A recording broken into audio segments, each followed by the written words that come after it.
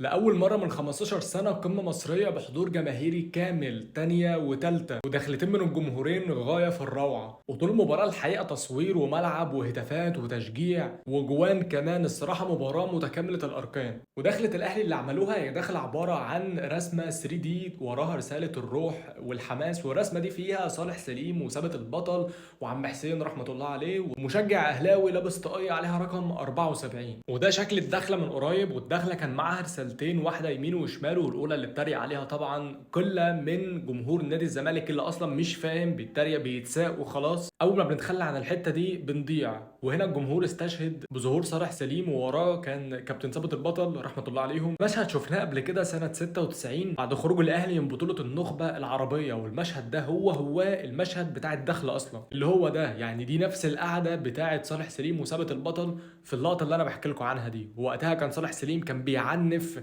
لاعيبة الأهلي. الكلام كان وقتها على أهمية الفوز والتأكيد على الروح، وطبعا الحماس والروح الفانيلا الحمراء، وإن هو يقاتلوا على الكورة اللي من غير كل دول الأهلي بلا بطولات، واللي هي طبعا سمة من سمات جمهور الأهلي. ده كان شرح الرسالة اللي انتوا شفتوها، جابت تريقة كبيرة وجابت ريتش تريقة على الحوار ده. النص التاني اللي كان هنا كده وهو بجمهوره يقوم وباسمه تصنع النجوم، وبيستشهدوا فيه بوجود واحد من اهم رموز التشجيع وهو عم حسين عفيفي رحمه الله عليه، واللي سلم الرايه لجيل جديد من جمهور الاهلي. والدخله فيها رساله واضحه من الجمهور: الروح والحماس. دايما الجمهور في ظهرك، وانت العب بروح وقاتل على الكوره. وده اللي شفناه في ماتش النهارده، واللي قدر من خلاله الاهلي يكسب الزمالك بثلاثيه نظيفه، وده اللي اتكلمنا عنه في الفيديو السابق. صراحه النهارده الجمهور طول الماتش عامل اللي عليه وزياده، لدرجه ان من بعد الجون الثاني للاهلي ولحد ما جابوا الجون الثالث جمهور الزمالك زي ما انتم شايفين كده بدا ينسحب من المشهد. وطبعا مش كله. وقتها بقى جمهور الاهلي قعد يهتف ويقول العب الزمالك، قاعدين ليه؟ ما تقوموا تروحوا. ولبوا النداء عامة يعني بعض جمهور الزمالك. في النهاية مبروك للأهلي الفوز المعتاد بالقمة، وعايز أقول لك لحد دلوقتي إن الدوري لسه ما اتحسمش بنسبة 100%، ودايما